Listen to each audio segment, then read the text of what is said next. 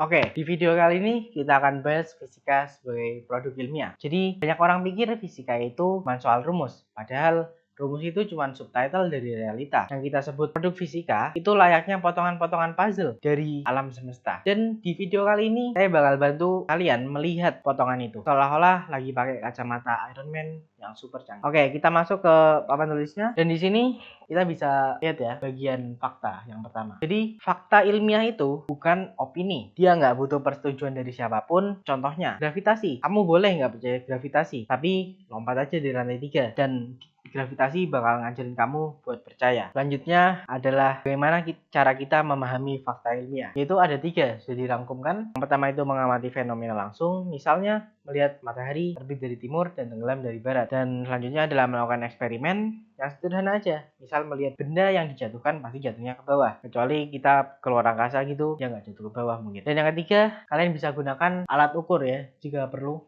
seperti termometer, kaca, stopwatch, mistar, dan lain-lainnya. Dan di fakta ini memiliki aturan dan karakteristik. Yang pertama harus bisa diverifikasi oleh orang lain, bukan pengalaman pribadi. Yang kedua itu tidak mengandung opini atau keyakinan pribadi. Yang ketiga harus bersifat empiris, yakni berasal dari pengalaman nyata atau pengamatan langsung suatu eksperimen.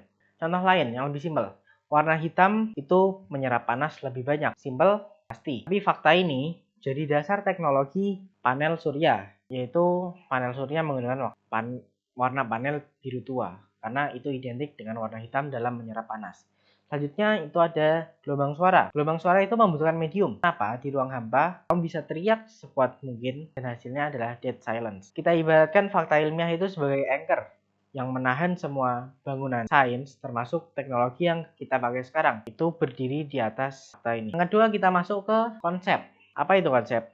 Konsep itu kayak ketika kamu nemuin bahasa baru buat ngejelasin isi dunia. Di sini bisa dibaca tentang ide umum, sifat-sifat, atau karakteristik. Dan cara memahami konsep adalah kumpulkan beberapa fakta yang berhubungan, misalnya fakta tentang magnet punya kutub. Selanjutnya kita bisa buat kesimpulan dari fakta itu. Kutub magnet adalah bagian yang memiliki gaya tarik terbesar. Dan lanjut kita punya aturan dan karakteristik. Apa itu aturan dan karakteristiknya? Adalah konsep harus mempresentasikan fenomena yang nyata dan harus digunakan untuk menjelaskan fenomena lain yang sejenis. Dan yang ketiga adalah biasanya bersifat abstrak tapi bisa dijelaskan.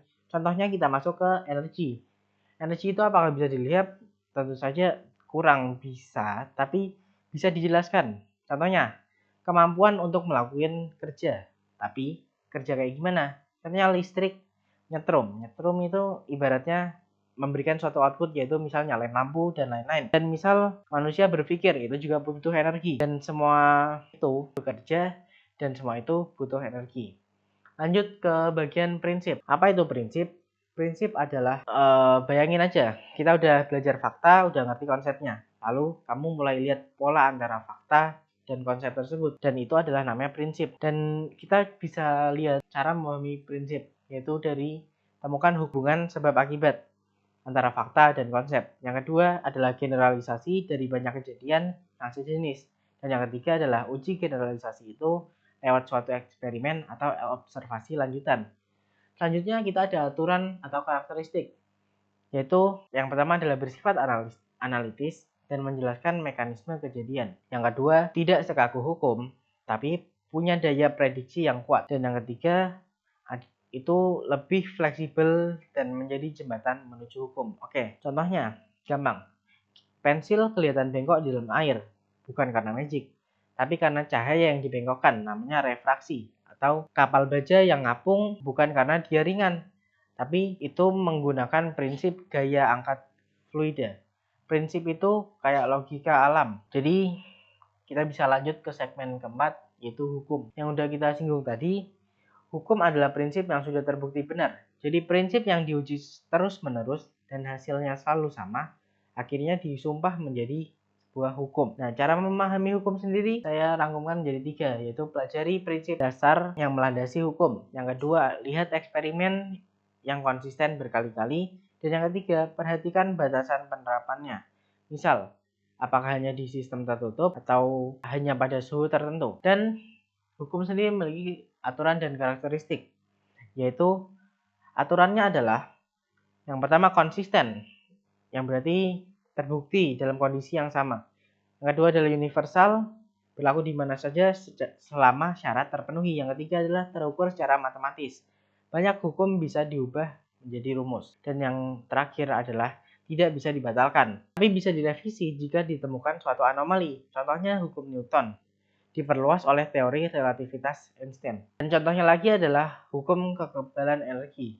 Energi itu nggak pernah hilang, nggak bisa dimusnahkan, tapi energi itu berubah wujud. Atau hukum Archimedes tentang berat air yang kamu pindahin itu sama dengan gaya ke atas yang kamu dapat. Jadi hukum itu seperti aturan main kita di alam semesta. Ini bukan tebak-tebakan, tapi ini hasil dari ribuan percobaan. Mulai dari zaman dulu Galileo sampai sekarang NASA. Selanjutnya kita masuk ke teori. Apa itu teori? Teori adalah penjelasan sistematis dan komprehensif. Gampangnya, teori itu penjelasan yang luas dan komprehensif. Nggak cukup cuman akurat, tapi juga harus indah. Ciri-ciri dari teori sendiri itu adalah menjawab pertanyaan besar. Mengapa dan bagaimana. Yang kedua itu terdiri dari banyak hukum dan konsep yang digabung menjadi satu dan bisa berkembang, diperluas, bahkan digantikan.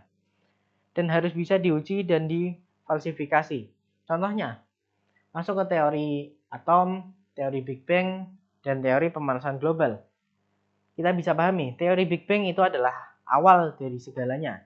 Teori atom itu adalah inti dari elektron, dan sebelum itu kira-kira benda bisa dibelah terus tanpa batas. Pemanasan global itu adalah teori yang bukan untuk menakut-nakutin, tapi itu nyadarin kita bahwa setiap tindakan punya konsekuensi termal. Jadi membangun teori sendiri juga dilandaskan dengan integrasi fakta, konsep, hukum, serta model. Disusun oleh para ilmuwan yang banyak eksperimen dan prediksi, diverifikasi oleh banyak bukti juga. Oke, kita masuk ke segmen selanjutnya yaitu rumus. Jadi rumus adalah notasi matematis. Gampangnya, rumus itu bukan tujuan, tapi rumus itu hasil penyulingan atau hasil rangkuman dari semua tadi, mulai dari fakta, konsep, prinsip, hukum, dan teori. Nah, cara kita memahami rumus itu kita harus mengetahui arti setiap simbol, harus paham satu persatu agar kita bisa paham. Yang kedua adalah substitusi nilai. Kita hitung, uji, dan pahami hasilnya. Dan yang ketiga, jangan hanya hafal bentuknya, tapi pahami makna dan asal-usul rumus tersebut. Selanjutnya kita masuk ke karakteristiknya. Yang pertama itu harus konsisten, berlaku dalam kondisi tertentu, dan memuat variabel-variabel fisik seperti waktu, massa, gaya, energi, suhu, dan lain-lain.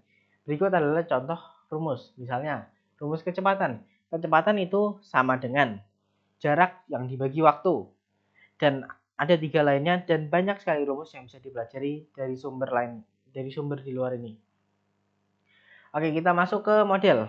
Apa itu model? Model adalah representasi dari suatu sistem atau fenomena yang tidak bisa dilihat langsung. Apakah kalian pernah lihat atom? Jawabannya mungkin enggak. Tapi kamu ngerti elektron muter di orbit karena Bohr kasih kita model. Nah, gimana cara memahami model? Yang pertama adalah pahami fungsinya, apakah untuk visualisasi, prediksi, atau penyederhanaan. Terus bandingkan model tersebut dengan realitas, seberapa akurat model dengan realitas. Yang ketiga adalah jangan anggap model sama dengan kenyataan. Model itu diciptakan sebagai alat bantu berpikir ataupun visualisasi. Selanjutnya adalah aturan dan karakteristik. Yang pertama, harus relevan dan representatif terhadap fenomena yang asli. Yang kedua, bisa bersifat fisik, verbal, matematis, atau komputerisasi. Dan yang ketiga, tidak sempurna, tapi harus berguna dan mudah dipahami. Contohnya, kita bisa melihat model atom yang dicetus oleh Bohr. Jadi menggambarkan elektron yang mengelilingi inti seperti planet mengelilingi matahari. Dan ada banyak model lainnya yang mungkin bisa dicari di luar sana.